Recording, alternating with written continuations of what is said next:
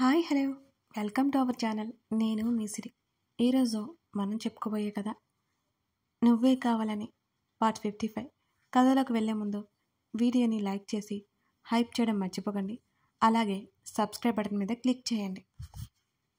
నా మెడలో తాళి కట్టావనే ఒకే ఒక కారణం చేతనే కదా నువ్వు నాతో లైఫ్ షేర్ చేసుకోవాలనుకుంటున్నావు అంటూ నీరవ్ కళ్ళలోకి సూటిగా చూసింది మేఘన.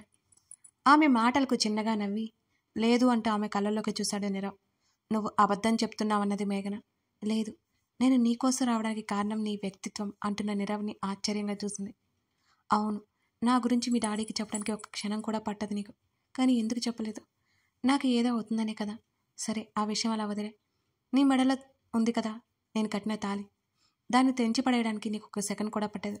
కానీ నువ్వు ఆ పని చేయలేదు. నీ స్థానంలో మరొకరుంటే నాతో ఇంత కూల్గా ఉండరు. నీతో ట్రావెల్ చేశాక అర్థమైంది నువ్వేంటో. నిన్ను అనవసరంగా మిస్ చేసుకున్నాడు విక్రమ్ అని నవ్వేశాడు నీరవ్.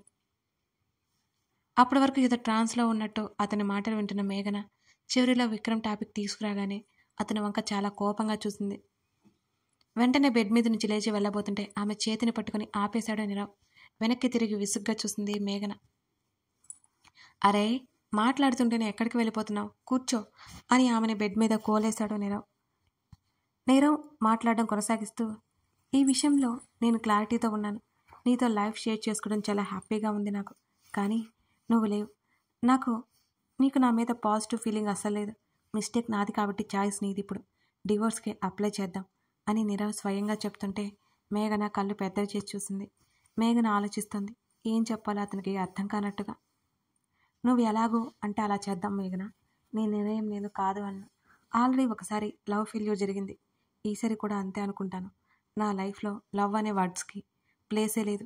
ఈ జీవితం ఇంతే అంటూ బాధ నటిస్తూ ముఖం పక్కకు తిప్పుకొని మేఘనని ఓరగా చూస్తూ ఒక కంట కనిపెడుతున్నాడు నీరవ్. నీరవ్ తాళి కట్టాడనే ఒకే ఒక్క కోపం తప్ప అతని విషయంలో నెగిటివ్ ఫీలింగ్ లేదు మేఘనకి. అసలే సందిగ్ధంలో ఉన్న మేఘన నీరవ్ బాధపడుతుంటే తెలియకుండానే మెల్ట్ అయిపోయింది. నాకు టైం కావాలి అని అంది మేఘన మెల్లిగా. టైం ఎందుకు మేఘ? మనం అప్లై చేస్తే వెంటనే వచ్చేస్తాయి అని అన్నాడు ఆమె మాటలు అర్థం కానట్టు నటిస్తూ. అది కాదు, ఆమె ఇంకా ఏదో చెప్పబోతుంటే, ఓహో, డివోర్స్ తీసుకోవాలా వద్దా అని ఆలోచించడానికి టైం కావాలా? సరే, నీ ఇష్టం అని ఆమెను మాట్లాడనీయకుండా చేశాడు నీరవ్. షడప్, నన్ను మాట్లాడనివ్వా నువ్వు? నీతో లైఫ్ షేర్ చేసుకోవడానికి టైం కావాలి. నా మనసు ఇప్పుడే సిద్ధంగా లేదు అని ఆవేశంగా అరిచింది మేఘన. నీరవ్ అలాగే నవ్వుతూ చూస్తుంటే తనేమన్నదో గుర్తు చేసుకొని, అదేంటంటే ఆలోచించుకోవడానికి టైం కావాలి నాకు, అదే చెప్పబోతున్నాను అని తడబడుతూ చేతులు నలుపుకోసాగింది ఆమె. తీసుకో, ఎంత టైం కావాలంటే అంత టైం తీసుకో.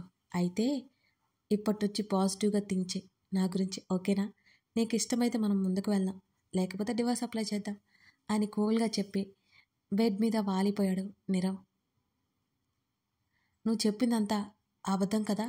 అతన్ని అనుమానంగా చూస్తూ అడిగింది మేఘన. ఆమె వైపు చూస్తూ, ఏం చెప్పాను?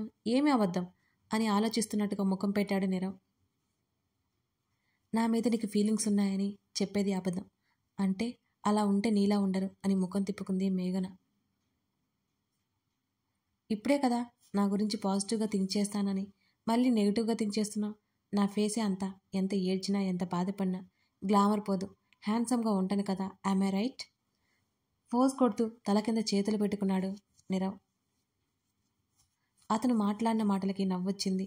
ముఖం తిప్పుకుంది వెంటనే. సరే కానీ నువ్వు బెడ్ మీద పడుకుంటే నేనెక్కడ పడుకోవాలి? అసలే ఈ బెడ్ చాలా చిన్నదిగా ఉంది అని అంది మేఘన. అరే, ఇప్పుడే కదా మనం మాట్లాడుకున్నాం. ఇది కపుల్స్ హౌస్, బెడ్స్ ఇలాగే ఉంటాయి. అయినా నేను ఏమీ అంతా దొరలను, ఒక పక్కకు పడుకుంటానులే అని ఒకవైపు తిరిగాడు నీరవ్.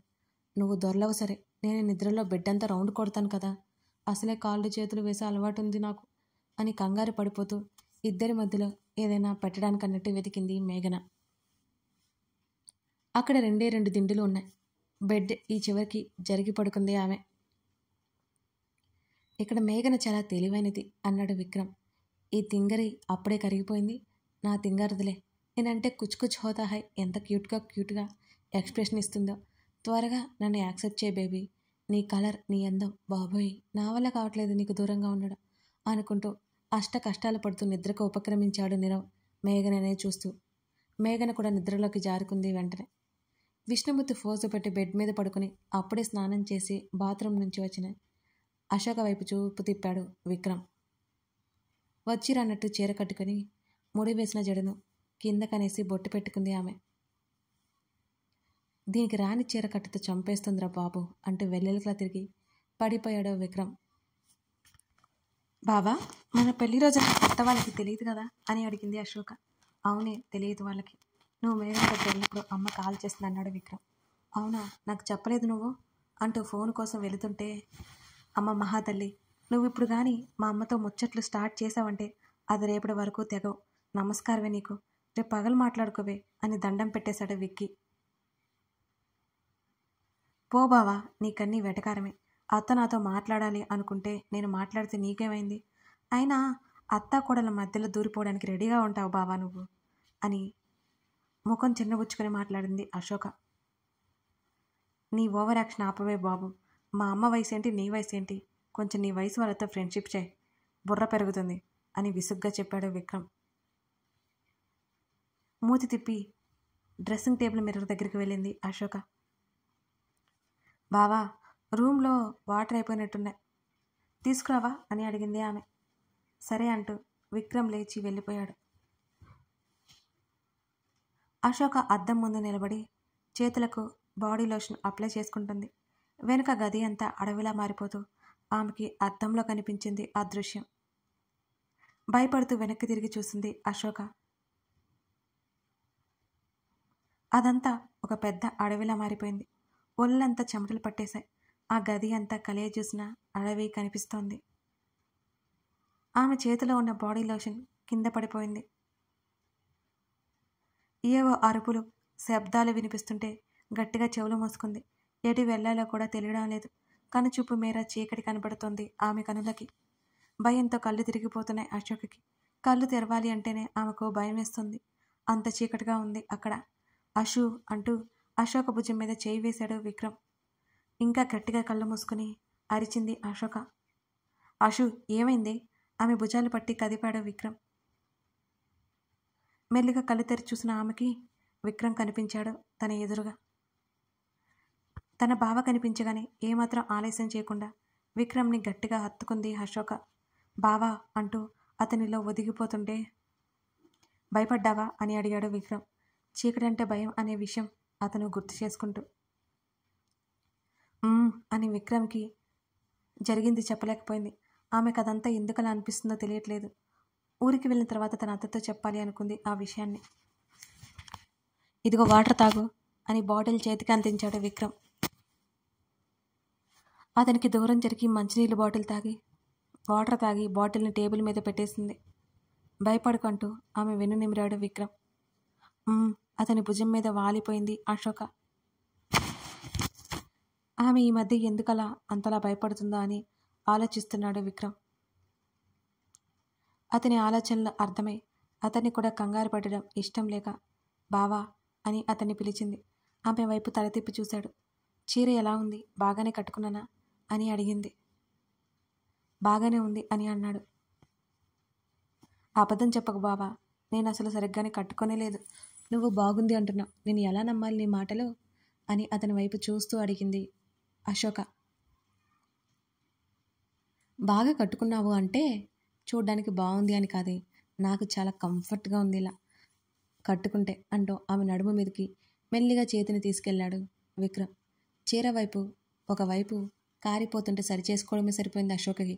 వామ్మో, ఏంటా మాటలంటూ సిగ్గుతో తలదించేసుకుంది అశోక. అవును, చాలా కంఫర్ట్గా ఉందే నాకు అంటూ అతని చెయ్యి ఆమె వీపు మీదుగా కిందకి దిగుతుంటే త్రుళ్ళిపడి విక్రమ్ని అతుక్కుపోయింది. తమకు మాత్రమే గుర్తుకొస్తున్న తమ పెళ్లి రోజును మరో మధురమైన రాత్రిగా మార్చుకోవడానికి ప్రేమగా తన మరదలైన తన భార్య నుదుటిన ముద్దు పెట్టుకుని దగ్గరికి తీసుకున్నాడు విక్రమ్. తనే ముందడుగు వేస్తూ తన ప్రాణంగా ప్రేమించే తన బావ పెదవులని ముద్దాడి ప్రణయపు సంగమానికి దారి తీసింది ఆమె. ఆమెని క్షణమైన వదలాలి అనిపించక క్షణక్షణానికి ఎక్కువ ప్రేమ చూపిస్తూనే ఆమెను ఉక్కిరిబిక్కిరి చేయడం మొదలుపెట్టాడు అతను. గంటలు గడిచిపోగా అలసిన తనువులు, మురిసిన మనసులు ప్రియమైన వారి కౌగిలిలో సేదతీరసాగాయి. ఉదయాన్నే నీరవ్ మెలకువకు వచ్చేసరికి నీరవ్ మీద కాలు చేయి వేసి ఉంది మేఘన. ఆమెను చూసి నవ్వుకున్నాడు నీరవ్. నైట్ ఒకే గదిలో ఒకే బెడ్ మీద అనగానే ఆమె ఎందుకంత కంగారు పడిందో అతనికి సూచాయిగా అర్థమైపోయింది. ఇంకా నవ్వొచ్చింది అతనికి. అతని వైపుకు తిరిగి ఉండడంతో ఆమె ముఖాన్ని కప్పేసిన జుట్టుని మెల్లిగా సరిచేసి స్మూత్గా ఉన్న ఆమె బుగ్గలు నిమిరి, ఈ కాశ్మీరీ యాపిల్ నా యాపిల్ ఎప్పుడవుతుందో, ఎంత ముద్దుగున్నావే అనుకుని ఆమె పెదవుల మీద వేలితో మెల్లగా టచ్ చేశాడు నీరవ్. మెలకువ వచ్చింది మేఘనకి. టక్కున కళ్ళు మూసుకున్నాడు నీరవ్. మేఘన చెంప మీద చేయి తీయడం మర్చిపోయాడు అతను. ఆ హడావుడిలో, ఆ కంగారులో ఆవలిస్తూ కళ్ళు తెరిచి చూసిన మేఘనకి దగ్గరగా నీరవ్ ముఖం కనపడగానే ఉలిక్కిపాటుగా తల వెనక్కి తీసుకుంది ఆమె. ఆమె చెయ్యి, ఆమె కాలు ఎక్కడుందో చూసుకుని పిచ్చ షాక్లో ఉంది మేఘన. వామ్మో, ఇప్పుడు కనుక నన్ను ఇలా చూశాడు అనుకో, ఆడేసుకుంటాడు అని మనసులో అనుకుంటూ తన చెంప మీద ఉన్న అతని స్పర్శ గమనించి వెంటనే అతని చేతిని తీసి అతని నుండి దూరం జరిగింది మేఘన. గబగబా వాష్రూమ్లోకి పరిగెత్తింది. హాయిగా నవ్వుకున్నాడు నీరవ్ ఆమె కంగారుని ఓ కంట కనిపెడుతూ. ఆ రోజు మధ్యాహ్నం కాటేజ్కి తిరిగి వచ్చారు. బోట్ హౌస్లో ప్రయాణం భలే ఎంజాయ్ చేశారు అందరూ. మధ్యాహ్నం విక్రమ్కి వంట చేయక తప్పలేదు. ఎందుకంటే లేడీస్ ఇద్దరికి వంట రాదు కాబట్టి ఫ్యూచర్లో అవసరం అవుతుందేమోనని నేర్చుకోవడానికి కిచెన్లోకి దూరాడు నీరవ్ తన సతి కోసం. విక్కీ, నువ్వు చాలా గ్రేట్, వంట ఎప్పుడు నేర్చుకున్నావు అని అడిగాడు నీరవ్. ప్రత్యేకంగా ఏమీ నేర్చుకోలేదు. అమ్మకి పనుల్లో హెల్ప్ చేస్తాను కదా, అప్పుడు నేర్చుకున్నాను. ఇదిగో ఇప్పుడు ఉపయోగపడుతుంది. మా అమ్మ అంటూ ఉండేది, నీకు ఫ్యూచర్లో ఉపయోగపడుతుంది అని విక్కీ వంట నేర్చుకొని. ఎందుకని నేను అడిగితే నీ పెళ్ళానికైనా వండి పెట్టాలిగా, ఎలాగూ మీ నాన్న మాకు వండలేరులే, కనీసం నా కోడలికి నా కొడుకైనా వండొద్దా అనేది అని చెప్తూ కర్రీ చేస్తున్నాడు విక్రమ్. గ్రేట్ మమ్మీ అని నీరవ్ నవ్వాడు. నీరవ్కి అమ్మ నాన్నతో అటాచ్మెంట్ తక్కువ, అందుకే అతని ముఖం దిగులుగా అయిపోయింది. నవ్వు నటించాడు అంతే. నువ్వు కూడా నేర్చుకో. మేఘన బాన్ విత్ గోల్డ్ స్పూన్ కదా, నా సోడా బుడ్డికి కనీసం కాఫీ పెట్టడమైనా వచ్చు. మేఘనకి కిచెన్లో కాఫీ పౌడర్ ఎక్కడ ఉంటుందో కూడా తెలీదు అని విక్రమ్ నవ్వాడు. మేడం గారు ఒప్పుకోవాలే కానీ మేడంని కాలు కింద పెట్టనివ్వను కదా అంటుంటే కిచెన్లోకి వచ్చిన మేఘన ఆ మాటలు విన్నది. వెంటనే గదిలోకి వెళ్ళిపోయింది. నీరవ్ మాటలు విన్న ప్రతిసారి ఆలోచనలోకి వెళ్ళిపోతుంది ఆమె. అతని గురించి ఆలోచిస్తూ కూర్చునే ఉంటుంది. అదే పనిగా మేఘన వెళ్ళిపోయింది. ఎందుకో అర్థం కాలేదు అశోక్కి. కిచెన్లోకి వచ్చింది బోర్ కొడుతుంటే. నీరవ్ కిచెన్ గట్టు మీద కూర్చొని మాట్లాడుతుంటే కూర కలియబెడుతూ ఏదో చెప్తున్నాడు విక్రమ్. ఒకప్పుడు బద్ద శత్రువులైన వీళ్ళు ఎంత చక్కగా కలిసిపోయారో, ఎంత చక్కగా మాట్లాడుకుంటున్నారో అని ఆమె నవ్వుకొని, బావా ఆకలేస్తుంది త్వరగా అని పట్టుకుని చెప్పింది అశోక. విక్కీ, బంగారుకి ఆకలి వేస్తుందంట, ఫాస్ట్. అశోక తన మీద కోపంగా ఉందనే విషయం మర్చిపోయి ఆమె మీద ఉన్న ఆరాధనతో అన్నాడు నీరవ్. అప్పుడేమన్నాడు గుర్తుకొచ్చి టక్కున నోరు మూసేశాడు. విక్రమ్ నవ్వుకుంటూ ఏం మాట్లాడలేదు, వంటల్లో మునిగిపోయినట్టుగా. కిచెన్ గట్టు దిగి హాల్లోకి వచ్చాడు నీరవ్. వాళ్ళిద్దరూ ఫ్రీగా మాట్లాడుకుని వాళ్ళిద్దరి మధ్య ఉన్న గిల్ట్ తొలగించుకుంటుంటే ఇద్దరు నార్మల్గా ఫ్రెండ్స్గా ఉంటారని విక్రమ్ ఫీలింగ్. అందుకే వాళ్ళిద్దరి మధ్య అతను జోక్యం చేసుకోవడం లేదు. ఏమవుతుందో కానీ నిట్టూర్చి కర్రీ ఆపిన ఫ్రెష్ అయి వస్తానని గదిలోకి వెళ్ళిపోయాడు విక్రమ్. హాలు వైపు చూసింది అశోక. సోఫాలో కూర్చొని నుదురు రుద్దుకుంటూ కనిపించాడు నీరవ్. అతని దగ్గరికి అడుగులు వేసింది అశోక అప్రయత్నంగా. సరాసరి నీరవ్ దగ్గరికి వెళ్ళి అతనికి కాస్త దూరంలో ఆమె సోఫాలో కూర్చుంది. తల తిప్పి అశోక వైపు చూశాడు నీరవ్. కథ కొనసాగుతోంది. ఇప్పుడు అశోక్ అతనితో ఏదైనా మాట్లాడుతుందా? వారిద్దరి మధ్య ఉన్న మనస్పర్ధలు తొలగిపోతాయా?